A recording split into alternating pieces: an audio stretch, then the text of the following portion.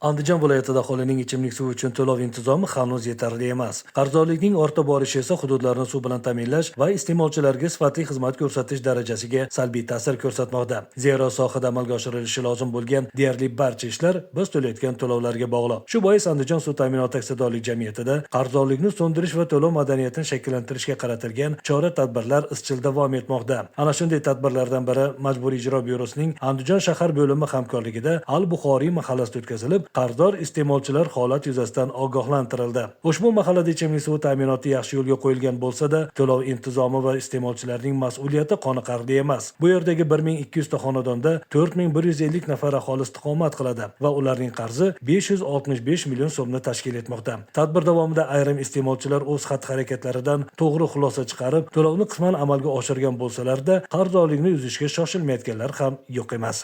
Majburiy ijro tayyorlashimga hech qanaqa e'tiroz yo'q, a? Aka, tayyorlaringlar, bemalol, lekin men to'laninglar ayta olasizlar, qanaveringlar. Aka, yana aytyapman, uyingizga bir necha marotaba keldim, uyingiz qulib faqat aka. Yaxshilicha ayta, to'lab bering aka qarzdorligingizni. Kelavering aka, video syomkalar bilan kelmaysizmi? Bo'ldi, xo'p bo'ladi aka, sog' bo'ling. Xo'p, tushunarli. Bo'ldi aka, sog' bo'ling. Xo'p bo'ladi aka, xo'p. Bo'ldi aka, bemalol aka, men qonuniy ish qilaman, siz ham qonuniy ish qilavering. Bo'ldi, men boraman, men kelaman aka. Chorshanba kuni. Bo'ldi, xo'p. Xo'p bo'ladi aka, xo'p. Bo'ldi, tushunarli, xo'p. Andijon suv ta'minoti aksiyadorlik jamiyati tomonidan bu kabi tushuntirish va profilaktik tadbirlar izchillik bilan davom ettirilmoqda.